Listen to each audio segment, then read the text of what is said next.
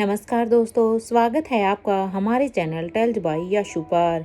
यहाँ पर आपको मिलेंगी रोचक और सस्पेंसफुल कहानियाँ। अगर आपको यहाँ पर हमारी कहानियाँ पसंद आती हैं तो कृपया करके आप हमारी वीडियोस को लाइक करें, इसको अपने दोस्तों को साथ शेयर करें और साथ के साथ अपना कमेंट करना ना भूलें। अगर आप इस चैनल पर नए हैं तो कृपया करके इसे सब्सक्राइब भी करें। आपका ज़्यादा समय न लेते हुए चलो आज की कहानी को शुरू करते हैं। पिछले एपिसोड में हम सब ने सुना था कि अनिका भी सो ही रही थी कि तभी अब रिया उसे कॉल करके जगाती है। तो यहाँ पर वो देखती है कि रिया के साथ स्वाति मल्होत्रा और नताशा ये तीनों भी रोहित से मेकअप कराने के लिए आ गई थी, क्योंकि यहाँ पर रिया ने तो अभी अपना मेकअप कराकर वो चली गई थी। तब तक अनिका बाथरूम में थी, लेकिन अनिका जैसे ही बाहर आती है तो अब रोहित अनिका का भी मेकअप करने लगता है। लेकिन अब वो कहता है स्वाति मल्होत्रा से कि ये बात तो ठीक नहीं है, मैं 4 लेडीज का मेकअप करने की पेमेंट लूंगा। इस पे अब स्वाति कहती है अच्छा तो अब रोहित पेमेंट लेगा। हाँ, तो अब रोहित कहता है चारों से नहीं, लेकिन किसी एक खास से, तो बस एक अगर वो चाहे तो। और ये कहते हुए ही अब यहाँ पर रोहित अनिका को रेडी कर देता है। आज अनिका ने यहाँ पर मैसी बन बनाया हुआ था। यहाँ अब स्वाति मल्होत्रा जैसे ही अब उनके पास आती है तो अब रोहित अनिका को ज्वेलरी के साथ अब रेडी कर देता है, क्योंकि रोहित ने रिसेप्शनिस्ट से कहकर यहाँ पर उसकी ड्रेस के अकॉर्डिंग कुछ यहाँ पर ज्वेलरी मंगाई थी, जो कि वहाँ पर स्टाफ अब तक स्वाति मल्होत्रा के हाथों में उसे देकर चला गया था। इसलिए स्वाति मल्होत्रा उस ज्वेलरी को लेकर अब उसे रोहित को दे देती है। तो वहीं अब तक नताशा भी शावर लेकर बाथरूम से बाहर आ गई थी। यहाँ रोहित अब उसे भी अनिका के तैयार करने के बाद अब वो नताशा को भी तैयार करने लग जाता है। और ये अब यहाँ पर जैसे ही रोहित नताशा को तैयार करने के लिए लगा तो तब तक स्वाति मल्होत्रा बाथरूम में शावर लेने के लिए चली जाती है।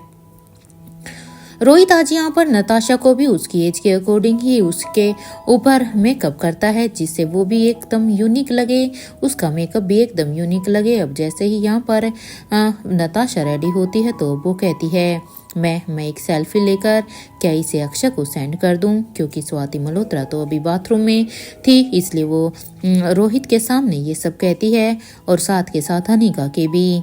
नताशा की ये बात सुनते ही अब अनिका कहती है प्लीज़ आप ऐसा कुछ भी मत कीजिएगा, माना कि आप सच में बहुत ही खूबसूरत हैं, इवन इस मेकअप के बाद तो और भी खूबसूरत लग रही हैं, लेकिन प्लीज़ अभी ऐसा कुछ मत करना, नहीं तो इससे सारी सिचुएशन हमारे हाथ से निकल जाएगी। अब उसकी अनिका की इस बात पर अब नताशा कहती है ठीक है फिर मैं नहीं करती हूँ, वैसे चलें क्या, क्योंकि देखो अंजलि का फ़ोन आ रहा है, वो सभी मंदिर में जा चुके हैं, मेरे ख्याल से अब हमें भी यहाँ से चलना चाहिए। अब नताशा की ये बात सुनते ही अनिका कहती है ठीक है फिर चलते हैं। यहाँ पर अब अनिका और नताशा दोनों साथ में ही नीचे बने हुए मंदिर की तरफ जाने लगती हैं, क्योंकि अनिका और नताशा ये दोनों पूरी तरह से तैयार थी। कुछ देर के बाद अब नताशा और अनिका जैसे ही वो दोनों मंदिर में आते हैं तो वो देखते हैं कि वहाँ पर तो सभी लेडीज पहले से ही पहुंच चुकी थी। वो दोनों वहां पर अब अपने सिर पर अपना साड़ी का पल्लू रखती हैं। तो वहीं यहाँ पर अब नानी माँ और अंजलि मामी ये दोनों ही अभी मातृ का पूजा कर रही थी। यहाँ पर जैसे ही अब पूजा थोड़े समय के बाद ख़त्म होती है तो अब नानी माँ कहती है चलो पूजा तो हो गई है, इसलिए अब जल्दी से जल्द हल्दी की तैयारी करो, क्योंकि देखो हमारे पास समय बिल्कुल भी नहीं है। नानी माँ की ये बात सुनते ही अब श्रेया कहती है सब कुछ रेडी है, क्योंकि हल्दी के लिए भी सब कुछ पहले से ही तैयार कर दिया गया है। इस बात पर अब अंजलि मामी कहती है ठीक है फिर स्वाति और श्वेता को लेकर आ जाओ, क्योंकि देखो अब उनका पूजा में आना तो जरूरी नहीं था, लेकिन अब हल्दी के लिए जाओ और उन्हें लेकर आओ। ये सुनते ही जहाँ पर आबालिश और अनिका स्वाति मल्होत्रा को लेने के लिए जाने लगते हैं तो वहीं भूमिका और नंदिनी ये दोनों श्वेता को लेने के लिए उनके कमरे की तरफ चली जाती हैं। और बाकी सभी यहाँ पर स्टेज की तरफ जाने लगते हैं, क्योंकि स्वाति और श्वेता को यहाँ पर स्टेज की तरफ ही लेकर आना था, जहाँ पर अब यहाँ पर हल्दी की रस्म होने लगी थी। तो वहीं जैसे ही वहाँ पर वो लोग जाते हैं तो स्टेज को यहाँ पर 2 हिस्सों में आज बांट दिया गया था और बीच में स्टेज पर एक बड़ा सा पर्दा लगा था, ताकि दोनों ही तरफ से कोई किसी को ना देख पाए।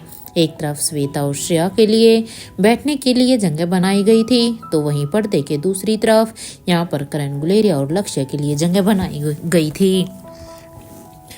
क्योंकि ये पर्दा दोनों के बीच में इसलिए था ताकि हल्दी के बाद दोनों में से कोई किसी को ना देख सके। वहां पर अब श्रेया और राजलक्ष्मी ये दोनों भी अभी हल्दी को पीसकर इसको दो अलग अलग बाउल में लेकर आ जाती हैं। तो अब नानी माँ कहती है, श्रेया याद रहे करण और लक्ष्य की जूठी हल्दी ही स्वाति और श्वेता को लगेगी।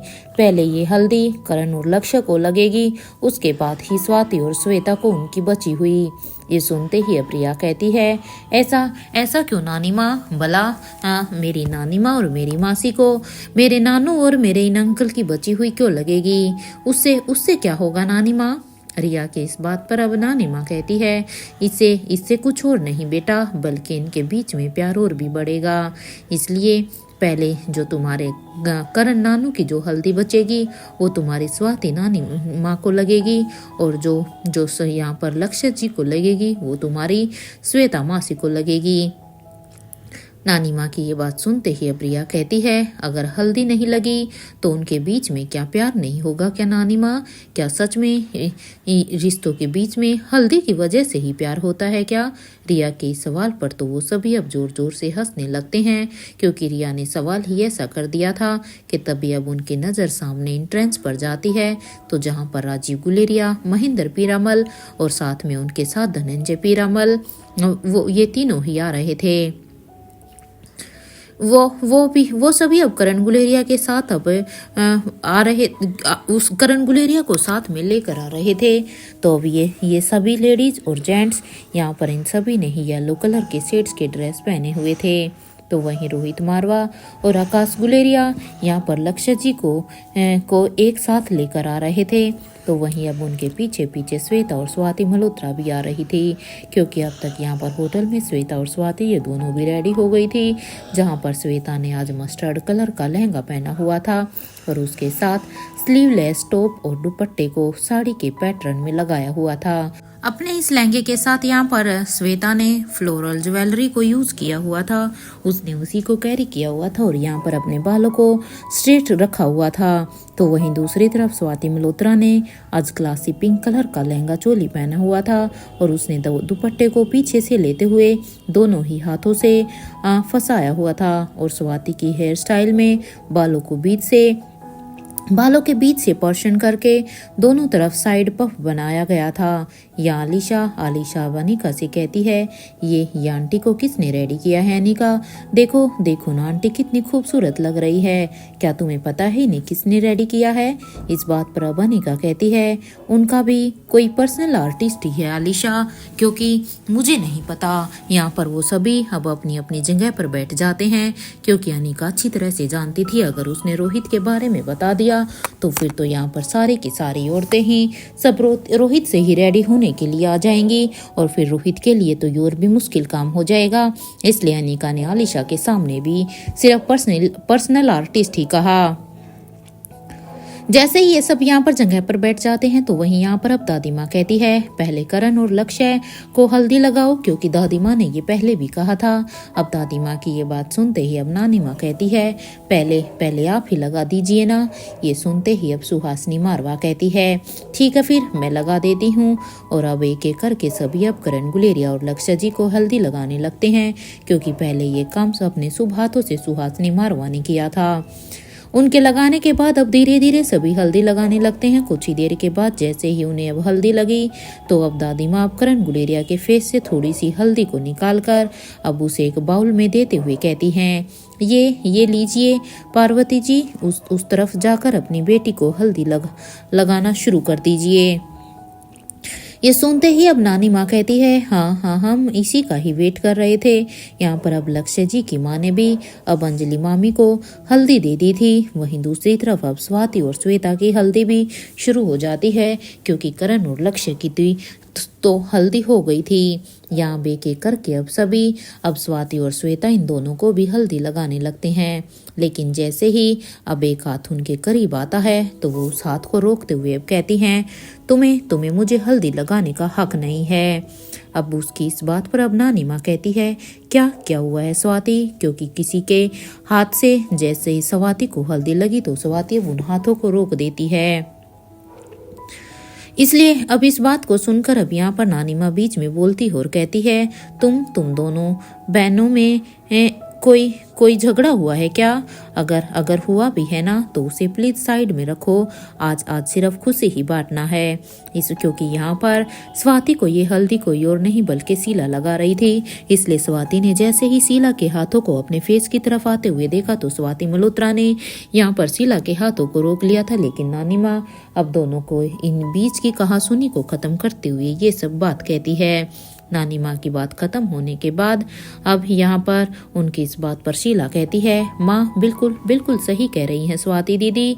और ये कहते हुए वो अब तेजी से स्वाति के गाल पर अब हल्दी लगा देती है। तो वहीं यहाँ पर अब करिश्मा कहती है, मासी मुझे भी आपको हल्दी लगानी है क्या मैं आपको हल्दी लगा दूं? इधर उसकी इस बात पर अब आर्यन कहता है, मैं नानी माँ को हल्दी लगाऊंगा। यहाँ आर्यन का साथ देते हुए अब पिंकी भी कहती है, प्लीज उसे लगाने दो ना। ये सुनते ही अब करिश्मा कहती है, आप सभी एक दूसरे के दोस्त हो और मैं यहाँ पर अकेली हूँ। इसलिए देखो ना, आप सभी एक तरफ हो गए और मैं एक तरफ, इसलिए आप लोग मेरे साथ ऐसा कर रहे हो ना। इस बात पर अब पिंकी कहती है, नहीं ऐसा कुछ भी नहीं है, आपको कोई गलत फहमी हुई है। हम आपको मना नहीं कर रहे हैं, या तो सब दोस्त हैं। क्योंकि हम सब दोस्त हैं तो आप भी हमारे साथ हमारी दोस्त हो। मम्मा, अब वो अपनी मम्मी की तरफ देखकर कहती है, मम्मा मैंने कुछ गलत कहा है क्या? इधर पिंकी की इस बात को सुनकर अब श्रेया भी कहती है, नहीं पिंकी, आपने कुछ गलत नहीं किया है, इवन आपने सही कहा है, क्योंकि आप सभी दोस्त ही हो। लेकिन क्या फर्क पड़ता है कि पहले इन्हें हल्दी कौन लगाए? अगर इनका मन है कि वो स्वाति को बच्चों में पहले हल्दी लगाए तो इसे लगाने दो ना। करिश्मा, आप ही लगा दो बेटा। और ये कहते हुए वो करिश्मा को स्वाति मल्होत्रा को हल्दी लगाने के लिए कह देती है। इधर जैसे ही श्रेया ने करिश्मा से हल्दी लगाने के लिए कहा तो ये सुनते ही करिश्मा अब स्वाति मल्होत्रा को हल्दी लगाने लगती है।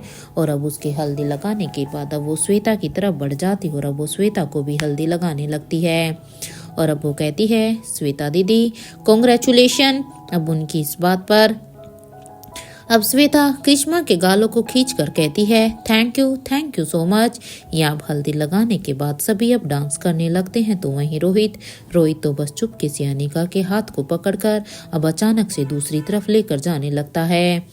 क्योंकि अनिका यहाँ पर बस ये सभी सारे के सारे फंक्शंस को अभी इंजॉय कर रही थी। तो कब रोहित अचानक से पीछे से आता है और अनिका का हाथ पकड़कर खींचता है। एक पल के लिए तो अनिका भी हैरान हो जाती है, लेकिन जब वो रोहित को देखती है तो अब अनिका भी रोहित के साथ चली जाती है। तो वो यहाँ पर अब अनिका कहती है, मिस्टर मारवा, ये क्या कर रहे हैं आप? अरे अगर किसी ने हमें देख लिया तो? अनिका की इस बात पर अब रोहित कहता है, तो क्या हुआ अनिका, देखने दो, मुझे कोई फर्क नहीं पड़ता है। यहाँ रोहित अब अनिका को स्टेज के पीछे की तरफ लेकर आ गया था और उसके हाथ में यहाँ पर थोड़ी सी हल्दी लेकर आया था, क्योंकि वो अनिका को हल्दी लगाना चाहता था। और अब वो यहाँ पर क्योंकि वो अनिका को जब वहाँ लेकर आया तो अनिका के गालों पर अब हल्दी को लगा देता है। और उसके बाद अब वो खुद को अनिका के करीब लेकर आ जाता है। तो अब उसके बाद अब वो अपने गालों को अनिका के गाल से टच करते हुए ही रोहित के गालों पर भी अब यहाँ पर क्योंकि हल्दी लग जाती है। क्योंकि रोहित ने सबसे पहले यहाँ पर अनिका को हल्दी लगा दी थी, तो अब अनिका के थ्रू अब रोहित को भी हल्दी लग गई थी। यहाँ अब रोहित अनिका को अब कसकर अपने बाहों में भर देता है। तो ये देखकर अब अनिका कहती है, एक बेटी है जिसे मस्ती करने से फुर्सत ही नहीं है, क्योंकि वो ना थकती है ना चैन से बैठती है, उसे तो सारा आराम बस शादी के बाद ही करना है। और दूसरे उसके पापा हैं जिसे बस इन सब हरकतों से फुर्सत ही नहीं मिलती हैं, वो बस हर एक मौके का वेट करते रहते हैं। और ये कहते हुए ही अनिका रोहित को एक धक्का दे देती है। तो यहाँ पर उसका ही पैर अब यहाँ पर किसी चीज में फंस जाता है। और जैसे ही अनिका का पैर यहाँ पर रोहित को धक्का देते हुए उसका पैर फंसा तो वो यहाँ पर दोनों का ही एकदम से बैलेंस बिगड़ जाता है और वो दोनों ही नीचे गिर जाते हैं। जैसे ही अनिका और रोहित दोनों यहाँ पर नीचे गिरे तो उनके ऊपर तो जैसे गेंदे के फूल अब गिरने लगे थे। तो वहीं जितने भी लोग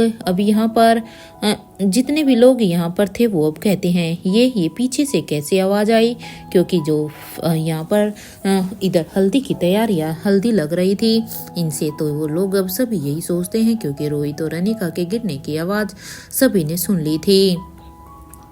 उनकी इस बात पर अब यहाँ पर आकाश गुलेरिया कहता है कोई बात नहीं, आप सब कंटिन्यू करो, मैं देखता हूँ कि आखिर क्या हुआ है। और ये कहते हुए ही अब आकाश यहाँ पर श्रेया को साथ चलने के लिए इशारे से कहता है। तो यहाँ पर आकाश के इशारे को समझकर श्रेया भी अब आकाश के साथ पीछे की तरफ चली जाती है देखने के लिए कि आखिर पीछे क्या हुआ है। इधर कुछ ही देर के बाद जब आकाश और श्रेया दोनों वापिस नहीं आए तो अब तक एक एक करके अब सभी कपल, क्योंकि सभी को ही पीछे की चिंता हो रही थी, तो सभी कपल उधर दूसरी तरफ ही चले जाते हैं और वो अब एक दूसरे के साथ टाइम स्पेंड करते हैं। ये सब देखकर तो अब करण गुलेरिया कहते हैं क्या ये ऐसी कौन सी जगह है पीछे कि वहाँ पर जो कोई भी जा रहा है वो वापिस ही नहीं आ रहे हैं। वहाँ पर बस सभी जाते हुए तो दिखाई दे रहे हैं लेकिन अभी तक कोई भी वापिस नहीं आ रहा है। ऐसी कौन सी जगह बना दी यहाँ पर। करण की इस बात पर अब स्वाति मल्होत्रा कहती है उन्हें उनका काम करने दो ना करण। ये सुनते ही अब नानिमा कहती है स्वाति श्वेता तुम दोनों अपने रूम में जाओ, अब से लेकर तुम दोनों अपने होने वाले पति को नहीं देखोगी जब तक तुम्हारी शादी संपन्न नहीं हो जाती, क्योंकि अब तो तुम एक दूसरे को शादी पर ही देख पाओगी। इस बात पर अब स्वाति मल्होत्रा कहती है ठीक है मैं जाती हूँ। और यहाँ पर अब अंजलि मामी और नताशा इन दोनों को लेकर इनके दोनों के अलग अलग रूम की तरफ लेकर जाने लगती है। उनके जाने के बाद ही करण गुलेरिया और लक्ष्य अब अपने रूम में जाने के लिए चले जाते हैं। तो यहाँ पर अब रिया कहती है चलो अभी हल्दी का तो यहाँ पर हो गया है, इसलिए मम्मी पापा और अंकल आंटी को ढूंढने के लिए चलते हैं, क्योंकि देखो ना वो सभी यहाँ से चले तो गए हैं लेकिन वापस कोई भी नहीं आया। रिया की इस बात पर अब पिंकी कहती हैं ओके हाँ चलते हैं, मुझे भी उनकी चिंता तो हो रही है, आखिर वो लोग सब गए तो गए कहाँ पर। यहाँ पर अब उनके बारे में चिंतित होते हुए सभी बच्चे अब उन्हें ढूंढने के लिए उसी तरफ ही चले जाते हैं। तो वहीं अब रिया यहाँ पर रेखा मूर्ति से टकरा जाती है। जैसे ही अब रिया रेखा मूर्ति से टकराती है तो रेखा मूर्ति अब रिया से कहती है कहाँ जा रही हो तुम, मेरे साथ चलो। इधर रेखा मूर्ति की इस बात पर अब रिया कहती है कहाँ चलना है बड़ी मासी। रिया की इस बात पर अब रेखा मौसी कहती है तुम चलो तो। ये कहते हुए ही रेखा मूर्ति अब रिया के हाथ को पकड़कर अब एंट्रेंस की तरफ जाने लगती हैं। इधर कुछ ही देर के वॉकिंग डिस्टेंस के बाद वो जैसे ही गेट से बाहर जाने ही वाली थी कि तभी उनके कानों में एक आवाज आती है कि रिया बेटा आपको आपके दोनों भाई ढूंढ रहे हैं, आप कहाँ जा रही हैं। अब जैसे ही ये आवाज अब रिया को सुनाई दी तो ये सुनते ही रिया और रेखा मूर्ति जैसे ही अब दोनों पीछे मुड़कर देखती हैं तो उनके सामने यहाँ पर अब एक शख्स खड़ा हुआ था।